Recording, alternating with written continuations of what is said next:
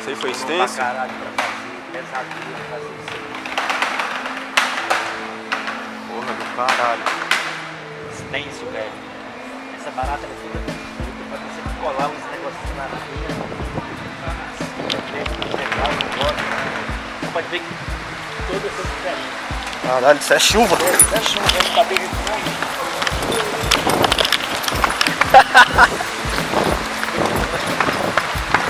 Deixa eu colar isso aqui. Deixa eu ver. Ó, você quer ver o que?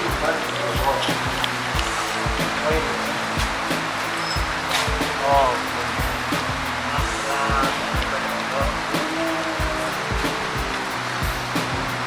Pega a gente, ó. Barato, filho. A chama, irmão, está aí. Nos ataques à bomba, no genocídio em Ruanda, na pobreza do Haiti. É triste, mas eu vi. Meu nome é Natinho e eu sou super legal. Desde pequenino eu sempre fui genial. Não, velho. Meu nome é Raimundo Nonato, Natinho. Vulgo Natinho, ficou. Gosto de criar nomes pra mim, gosto de criar projetos. Já fiz o Nonato Dente de Ouro e o Esquadrão de Ébano, já fiz o Radical Sem Dó. Radical Sem Dó é um livro na minha vida. Nossa, várias coisas são livro na minha vida. Hoje a gente conversou um pouco aqui, né, Pablo? Caralho, mas assim, puta, parece que vai ficar sempre faltando muito, né? E é bom, se você precisar depois, pode me procurar que a gente dá continuidade. Eu sou uma urna funerária aí que você pode acessar e eu tenho muito mais para falar para vocês e adoro fazer os bagulho com a galera nova, porque são vocês que vão chegar lá. E eu já vi na minha vida sempre, velho, os meus ídolos hoje do rock, do teatro, do monte de coisa, eu vi eles pequenos, sacou? E eles chegaram lá mesmo, foram fodas, sacou? Os meus amigos ídolos que são fodas, que eu nem vou citar nome aqui, pô, vi eles pequenos na porta da Azul, tá ligado? Vendendo camisetas. Então eu continuo do mesmo jeito, velho. Não posso. A gente não pode perder a essência, sacou? Você tem que preservar a sua essência no decorrer da vida. E a vida é muito rápido, né não? É isso. Os poderosos são demais. Você tem todo o direito de não acreditar no que estou dizendo, mas tem o dever de conferir pra ver a zona que está aí. No parlamento, metem a mão na cara dura do orçamento, interferindo na vida de milhões. E não são dois nem três, são mais de 100 ladrões. Vou repetir, quero mais atenções. Nos palanques seguem antigos padrões, dizendo que são ricos, que poderiam estar cuidando da família nos próprios negócios, e que por amor à nação adotaram a política como opção, que ajudar os pobres é a missão. Mas quem são eles pra falar de amor? É preciso antes de mais dar. Esse é o Gileno Pedra. O Gileno tem uma radiola de reggae pesado, velho. E já tocou uma vez aqui pra gente. Escala o Gileno depois. Covarde, né? Não. É da Takeover, trabalhar na Takeover. Aí a gente fica enrolando aqui. Saca? O dia todo. Ele fica só fulerando. Mas assim, o que domina aqui é o futebol. Ele que é o campeão, que ganha tudo. Ninguém pode contra ele, velho. É Flamengo, né? Puta que pariu, velho. Eu cheguei em Brasília em 70, com 7 anos de idade, pá. E até entanto, esse meu passado de 7 anos, na minha infância, no Nordeste, foi uma vida assim mesmo de menino do engenho e tudo mais. Eu não tive esse contato assim, mas talvez o que eu vivenciei lá também talvez tenha servido até para o meu futuro que estava por vir, né? Então quando eu cheguei em Brasília, em Taguatinga especificamente, eu me recordo quando eu estava fazendo mais ou menos a 4ª série, 5ª série, sacou? Já devia ter, não sei quantos anos eu tinha, uns 13, 12, eu sou muito mal assim nesse tempo aí. Mas eu me lembro que tinha o Mauro Robson. O Mauro Robson era um menino, ele penteava o cabelo dele, assim, ele tinha um tupete, ele penteava aquele cabelo dele, um cabelo dos anos 70, né, bem volumoso, assim, ele bem branco e e ele tinha uns lápis e ele ficava desenhando uns realismos, a professora ensinando lá, né?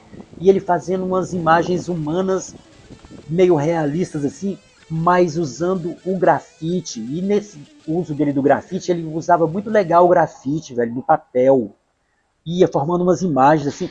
E o Mauro Robson, ele era meio nerd na época, a gente nem existia isso, mas assim, ele era isso, né? Ele gostava de arte já assim. E eu, quando vi ele desenhando, aquilo me mexeu comigo. Eu falei, caramba, aí eu colei com ele, falei, caralho, Mauro Robson aí. Aí eu fiquei, aí ele naturalmente compartilhou comigo, aí falou, pô, não põe peso não, ó, a mão tal, ó, pode passar o dedo no grafite aqui para fazer uma sombrinha, saca? Eu ficava observando ele rapava com a gilete assim o lápis, né, o grafite do lápis caía ali, aí ele passava o dedo e fazia uma sombrinha, dava um sombreado, um efeito e tudo mais. E os meninos eram maus, né, velho, naquela época. Eu me lembro que uma vez sacanearam com o Mauro Robson, velho. A gente foi num bar na esquina e os meninos conduziram, forçou o Mauro Robson a ir a um orelhão. Porque quando a gente era moleque, chegava num orelhão, porra, a nossa ideia era só pegar o fone, colocar no ouvido, né, e ficar ali ouvindo, zoando, né, apertando alguma coisa e tudo mais, e meter o dedo na caixinha que tinha as fichas do orelhão. Porque o orelhão você colocava a ficha, aí quando dava errado a ligação, aí essa ficha caía num buraquinho, numa casinha que você metia o dedo assim, tinha uma tampinha que abria e fechava, aí você metia a mão e catava a ficha. Então, era costume de todo moleque que passava no orelhão, opa, dava aquele conferida, de meter a mão lá, vai que tinha uma ficha, né, que alguém esqueceu. Velho, isso aconteceu. Eu já cheguei a meter a mão lá e ter ficha. Você fala, caralho, olha só, caiu a ficha. Velho, levaram o Mauro Robson pra ele ficar perto do orelhão e meter a mão no negócio assim pra ver se tinha ficha. Mas só que a galera cuspiu, escarrou lá dentro, velho. Naquela época, velho, não tinha lei. O moleque era cruel, era uma... Se você vacilasse, velho, você era passado pra trás mesmo na sacanagem, saca? Eram uns bullying mesmo, não tinha essa. Aí o Mauro Robson, pá, mete a mão no negócio do orelhão e tinha catarro, velho. E eu também tenho essa recordação do Mauro Robson com aquela mão que desenhava assim, ó, puxando aquele catarro. E muito puto, todo mundo zoando ele. Eu nem tava ligado nessa fita, eu não tava na trairagem com ele, você tava colado com eles. Gorak. Quem sabe quem é o Gorak, hein? Gorak tem que ficar escondido. E eu falava pra ele, Pedro, o meu bicho é Gorak. Ele é mesmo, pai? Eu falei, tu é Gorak. Porque Gorak tinha Pô, os meninos estão aqui, ó, né?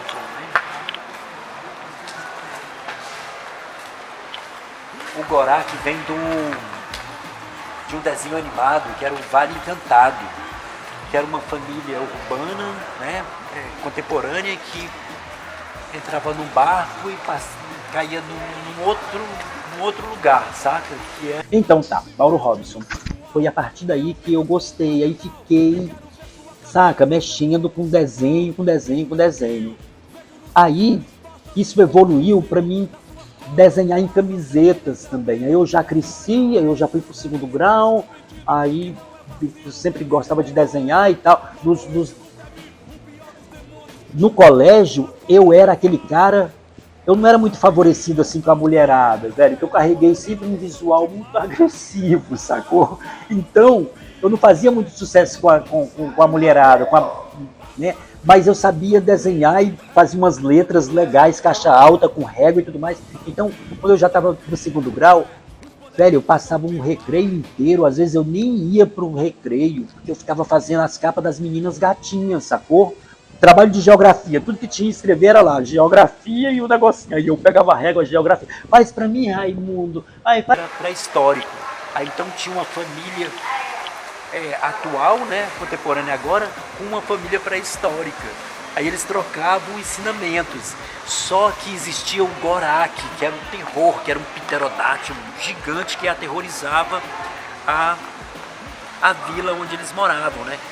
Então quando o Gorak vinha, que era esse pterodáctilo voador violento, aí o morador de lá, né, da outra, ele falava Gorak, que era um perigo, né? Gorak era perigo, né? Então eu escolhi pro meu bicho Gorak, que era o terror que chegava para aterrorizar tanto as duas famílias, a pré-histórica como a do século XX, que caiu lá naquele mundo. Mas pra mim, Raimundo, aí você vai cedendo aos encantos, não é, velho? Aí eu ia fazendo aquelas capas, tal, e beleza.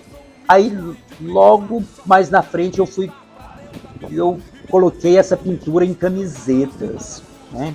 Eu falei, pô, era comum ver as pessoas vendendo camisetas e tudo mais, então eu comecei a colocar essa pintura manual em camisetas. Então eu passava um dia para pintar uma camiseta, sei lá, do palhaço, sei lá, eu copiava uns artistas clássicos assim, pegava um Picasso lá e fazia. Aí eu vendia no recreio muito rápido. Quando eu chegava no recreio com aquelas duas camisetas, eu vendia muito rápido. Aí eu gostava disso, porque eu também sempre fui muito mercador, sacou? Desde que eu cheguei em Brasília com 7 anos, cara, quando foi no outro dia, moço, meu irmão já estava me ensinando como é que vendia chocolate na rua, como é que vendia jornal. Então a minha infância, quando eu cheguei aqui, eu já corria atrás para vender jornal, eu vendia Correio Brasiliense. Correio Brasiliense, Jornal de Brasília, mas eu comandava, era o Correio Brasiliense, e a gente tinha um lema, era um grito que você gritava, olha, eu, Correio Brasiliense de hoje, relação da Casa da X. Velho, quando tinha relação da Casa da X, é que o governo naquela época dava a OM Norte, L Norte, essas cidades foram, né, fornecidas por um preço bem popular, eu acho que até nem isso, né? Eram casas gratuitas. E quando saía essa relação das pessoas que ganhavam essa casa, e eram muitas, era o começo dessa formação toda, desse entorno todo que existe hoje, era o comecinho mesmo, né? Então, esse correio vinha grosso, porque vinha a relação. Ana, Ana já eram umas 2 folhas só com Ana, então era um jornal robusto assim. Então eu pegava esse jornal e vendia muito, e o lema era, olha, eu, Correio Brasiliense de hoje, relação da Casa da X, vendia, já pegava dinheiro, já levava para casa. Então eu sempre corria atrás, depois era chiclete, doce, chiclete, chocolate no centro de Taguatinga, depois eu vendia pão com mortadela no recreio do colégio, sacou, com quissuco, sempre me virei. Então quando eu comecei a vender as camisetas pintadas à mão, aí eu fiquei fascinado pintando as camisetas, e eu usava uma técnica também muito legal, eram umas técnicas artesanais, né, que era de pegar uma peneirinha, uma escova de dentes e as tintas de tecido, né? E você vai lá, umedece a escova de dentes, faz aquela mistura ali, aquela aquarela, e você vem como é que se diz? Na estopinha, não, na peneira, né? Aí você passa a escova, né, ao contrário, assim, que ela vai lançando, é tipo um grafite, é tipo um piche, é tipo um spray, um jet, vai jogando assim, ó, e você vai pintando, aí fazia tipo uns stencil também, porque você recortava os papéis, tipo assim, você queria um sol, aí você recortava uma bola, fazia um stencil, né, nem tinha nome de stencil, né, caralho, o que era aquilo? Chamava de molde, né, mas era um stencil na década de 70. Aí tirava aquela bola, estava ali colorido na camisa. Aí eu misturava com pincel também, já essa técnica do stencil, né, que era a escovinha lá na... Ó, o mercadinho. Essa é a rotina do mercadinho. Olha os pets. Tudo feito manualmente. O mercadinho ele tem uma tradição.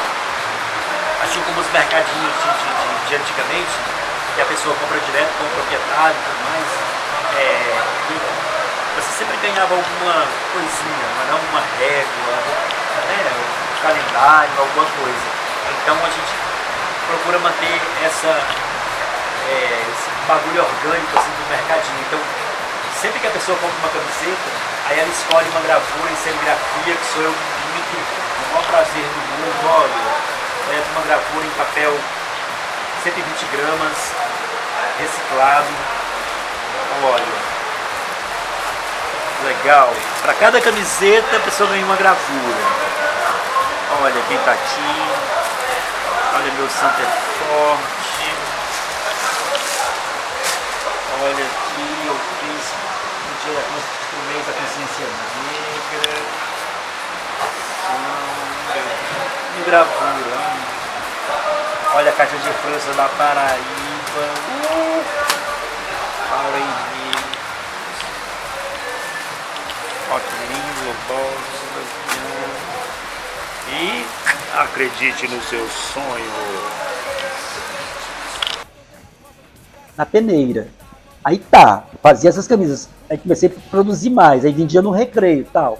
Enquanto isso, meu irmão mais velho, que é um dos meus ídolos, né, meus amigos e meus irmãos, ele mexia com fotografia, lá no Mercado Sul, em Taguatinga, e ele era a sorveteria do meu cunhado embaixo, que se chamava Sorveteria Polar, e em cima ele tinha uma kitnet, velho. Só que essa kitnet do meu irmão, ele não chamava de kitnet, nem existia essa palavra nos anos 70, kitnet, sacou? As coisas eram em português ainda. Então ele chamava de caverna, era caverna, saca? Aí o meu irmão, ele já era mais velho, era a minha influência, era tudo, e ele também fazia serigrafia. Aí um dia eu era mais novo e tal, até que um dia eu fui na caverna, e a caverna já era famosa, porque ia as meninas e a galera que fumava lá, oh meu Deus, naquela época era uma coisa, a caverna, meu irmão era hypadão da época, né, e tal. Aí, quando um belo dia que eu chego lá, eu presencio ele fazendo serigrafia, aí ele fazia meu irmão era muito foda, ele fazia uns bagulho assim, mesmo que era perseguido, porque naquela época ainda tinha resquícios fortes da ditadura. Então ele fazia Che Guevara, né? Então ele imprimia aquele Che Guevara. Eu me lembro que uma vez ele fez o Baden-Meinhof, que era um terroristão, né, europeu. Tem até numa música do Renato Russo, né? Baden-Meinhof Blues. Ele fez essa camisa do Baden-Meinhof, velho. Um cara sinistro assim. E esse meu irmão me inspirou. Quando eu vi ele fazendo serigrafia, e o processo da serigrafia é muito encantador. Eu vou até fazer uma oficina agora em fevereiro, né, do ano que vem, e eu vou abordar muito isso, saca? Que é o lance de você enxergar uma coisa, ver aquilo e rolar um estalo, sacou? E você passar para aquele mundo. Isso é super possível. Isso é possível em recuperação de pessoas, isso é possível numa pancada de coisas, velho.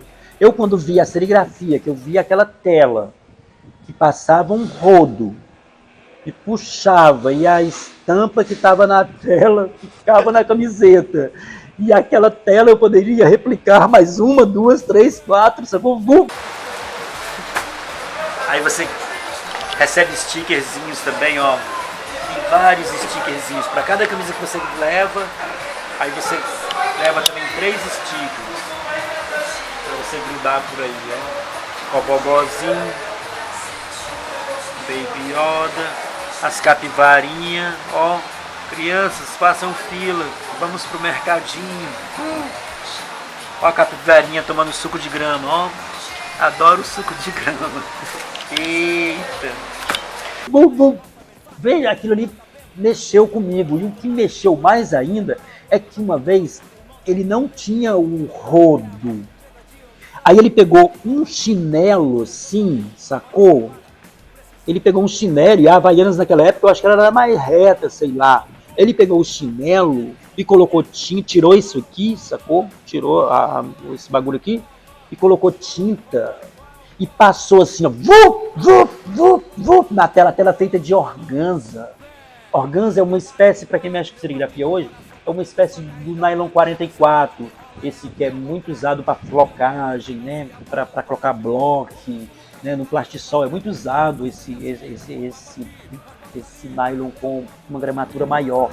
Então a gente usava, era véu de noiva para fazer serigrafia, a gente comprava, né, organza, véu de noiva se chama organza, né, tal, os buracão grandão. e ele passava com a sandália assim, ó, vá, vá, vá, e saiu o Bob Marley lá, sacou? Velho, aquilo ali, eu falei, puta que pariu, tem que ficar fazendo um monte de coisa, tal, na mão, com peneirinha, com não sei o quê.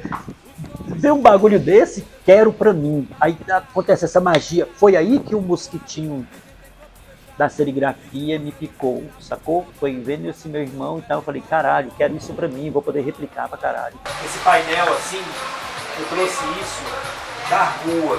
E quando eu vendia na rua, eu usava varais, né? Eu estendia assim os varais, uma fileira de varal, 2 fileiras, 3 fileiras, e fazia aquele painel na rua com pregadores, né? E tudo mais. Então, isso eu trouxe na rua para a loja. Então esses meus painéis, eu sempre gosto de colocar no painel, porque tem um contato visual muito agradável, pode ser até cafona, tá ligado? Mas tem uma comunicação muito legal com as pessoas, né? Com o painel, a gente pode brincar com cores, tudo isso. Já tinha 17 anos, 18, não sei muito bem cronologicamente não, saca? Mas era por aí. Era ou antes, não sei. Aí eu comecei minha vida de serigrafia, velho. Mas foi a partir daí, aí entrou os anos 80, né? Aí quando entrou os anos 80, era banda, né? Tudo era banda. Aí eu canalizei essa serigrafia que eu já dominava para produzir camisetas de rock, né? Aí eu tinha uma banquinha junto com minha mãe, que o Paulo Cauim que colocou o nome, era em frente à Eite, né? Já nos anos 80, bem nos primórdios. Era uma banca que se chamava Tribuna de Lona. O Cauim que colocou o nome, ó, que nome mais legal. Tribuna de Lona. Nossa, muito poético. E eu vendia minhas camisetas lá na Tribuna de Lona em frente à Eite. Então ali que também eu canalizei um monte de amigos e de tudo. Aí ia para shows, né? Comecei a vender camisas em shows. Aí os anos 80 foi aquela efervescência violenta. Eu fiz um sucesso da porra, sacou? Porque, puta, vendia em tempo real para os meninos, né? Aí veio todo o encantamento por cultura, né? Aí eu também quis formar uma banda, aí eu também quis ser punk, aí também era New Wave, aí eu também queria ser New Wave, sacou? Aí era gótico, era dark, eu também gostava das bandas góticas, darks, eu também já era aquilo, já a gente experimentou, a realidade é que nós experimentamos mesmo, quando éramos nessa passagem de adolescente para adulto, já nossa turma de amigos, né, eu tive meus amigos influenciadores, né, minha gangue, minha coisa toda, então, cara, é muita coisa. É original, ó, tá vendo? Caralho, original. Os drepos, o bicho mandava bem as Caralho, letras, original. ó, tudo original dele. Quero até ver esses meninos, que bom que a gente pode fazer com total liberdade de homenagear eles, né, velho? Drepônicos. Bom, aqui também, ele era da Madis, saca? A gangue dele era Madis.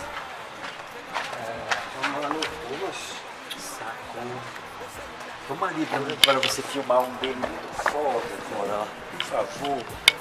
Cada vez mais grave, começa sempre assim. Um papo aqui, umas bolas ali, até o monte possuir. Vai sair fora, velho, despeça o cano, pega o livro certo. Um abraço pra esses espertos, se dividem por isso, podem crer, estão vacilando. Matam bem as costas dos caras, eles podem estar armando, venda seu produto na manha. Um produto escasso que custa barato, um papo cabeça bem fundamentado, que ainda se alugam, deixa... Caralho, se você tá falando isso, se pra você agora também tá puxado, tá confuso, tá, né, você também tem que se adaptar e tudo mais, você sendo novo assim como você velho, eu me sinto assim como se eu me sinto assim muito fora do lugar mesmo, né? Parece que eu sou meio que um intruso. Eu nasci em 62, né? A gente vai terminando, né? A gente vai se esvaindo. Então pessoas da minha idade às vezes se sentem meio que intrusas nesse mundo. Eu confesso que eu sempre fui do palco, eu sempre fui do cinema, eu sempre fui do hip hop, da arte, do teatro, do palhaço, do circo. eu sempre gostei dessa comunicação, puta, sempre era até fominha, tá ligado? Até fominha. Mas assim, eu confesso que eu fiquei com uma profunda vergonha, eu sinto agora uma vergonha, eu digo que eu tenho complexo de Elomar. Ai meu Deus, cria nos títulos pra mim. Elomar era um músico menestrel muito incrível, né, brasileiro, baiano, e eu me recordo dele falar que tinha vergonha, que ele tinha vergonha de tocar, mas como ele compunha e os produtores falavam, porra, você tem que tocar, meu irmão, porque se você não tocar, você não vai divulgar sua bolacha, né? Aí ele dizia nas entrevistas dele que ele tocava, mas com vergonha. Então eu digo que agora eu tô com um complexo de Elomar, velho. Eu às vezes para divulgar a loja, para me fazer uma chamada, uma publicação, eu fico desinteressado. O Alex Vidigal é o meu amigo, ele é um cara que ele me motiva. Eu acho que ele tem uma ligação. Eu já trabalhei com o Vidigal no cinema e outras coisas assim. Então ele me estimula muito, né? Aí às vezes eu consigo fazer algumas coisas, o Vidigal, vamos lá, Natinho, não sei o que. Eu, tá bom, Vidigal, então vamos. E é tão legal, velho, porque às vezes eu faço uma publicação assim e a gente nota que a gente é tão querido, né? Ao longo do tempo você fez uma coleção tão grande de amigos, né? Tem tantas curtições, tanto tudo. Mas eu confesso que eu tô muito perdido, velho. E eu gosto também, eu gosto dessa parte física, analógica, saca? Eu sei que eu tô ficando... Vem cá, deixa eu te mostrar. Esses peixes têm que ser mostrados, né, velho? Porque eles vão embora, né? Então eles têm que ser vividos. Que foda.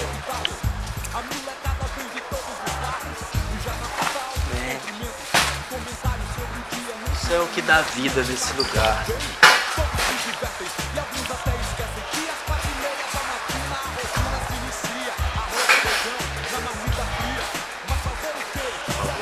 Boa tarde.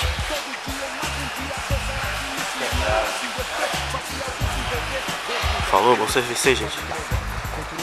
Pra trás mesmo no comércio, num monte de coisas, mas assim, eu gosto de estar fixo e manter essa relação física com as pessoas, saca?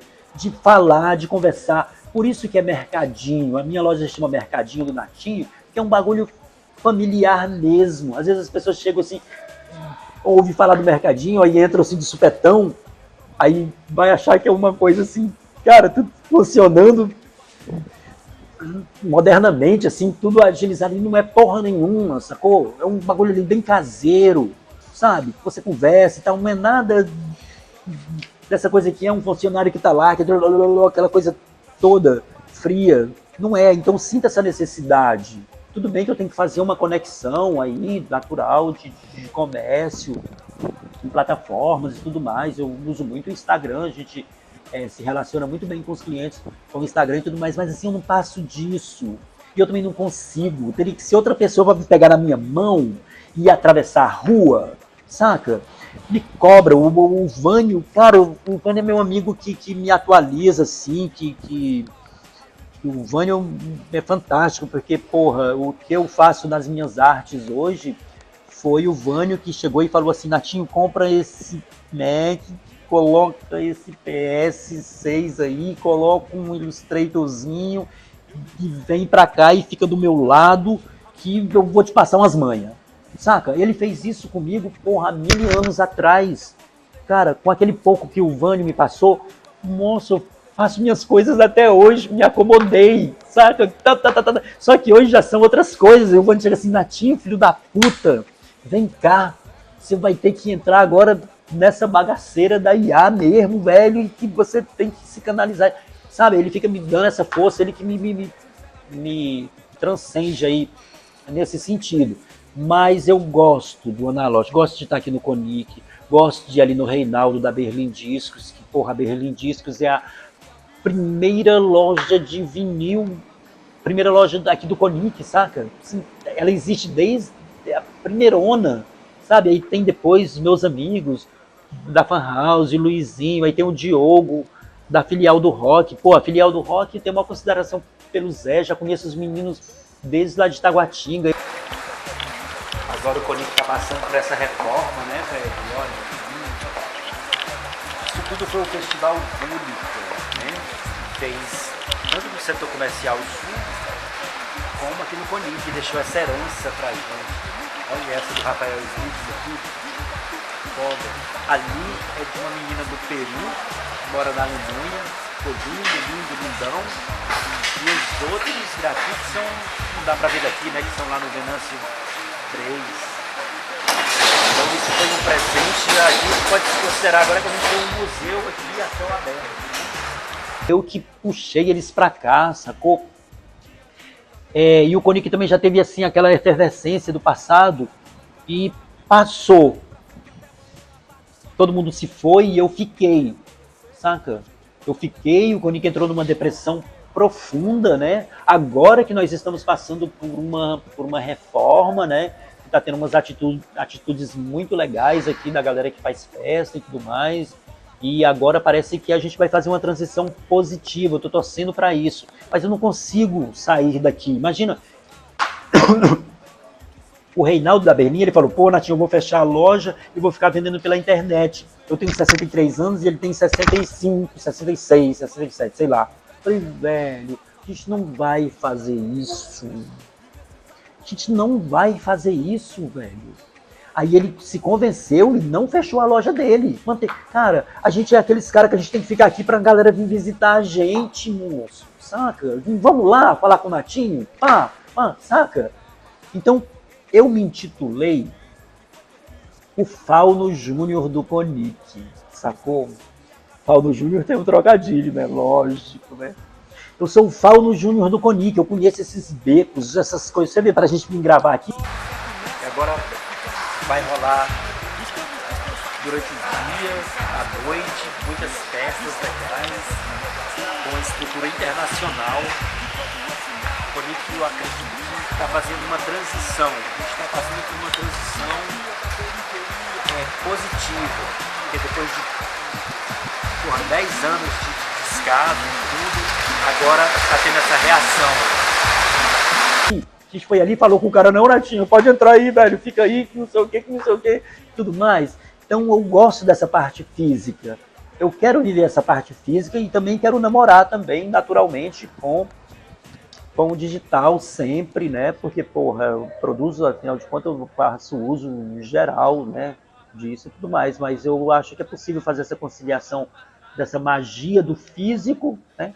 Porra, que é covardia, né, velho? Imagina, existe uma loja que você vai lá para você não comprar, só para você ver o produto, esse é o produto. Aí você volta lá para casa e compra o produto mais barato. Pô, o meu amigo tem a takeover ali, o Marcelinho, aí as pessoas entram na loja de skate dele, olham o skate, experimentam o tênis e diz muito obrigado. Uns filhos da puta falam assim, muito obrigado, vou comprar na internet. Sacou? Mãe, porra, também é muita covardia. Então, e a gente fortalecer essa parte analógica, ela é orgânica, né, velho? Ela é humana, ela tem muita vida. Então, vamos fazer uso dela sim, vamos ter contato com pessoas e vamos festejar, né? E eu tenho uma ideia de uma camiseta muito legal que o Felipe Cavalcante, meu amigão, tá fazendo essa arte pra mim, que se chama Era Uma Vez no Conic, pegando todos os nomes das lojas que passaram por aqui, saca? Porque são muitos fantasmas, né? Não é um bom tema? Era Uma Vez no Conic? Do caralho aí. Tem uma frase do Ednardo, que é um cara que eu amo, assim, meu Deus, é o meu mestre secular, Ednardo, né? Do pessoal do Ceará, Ednardo.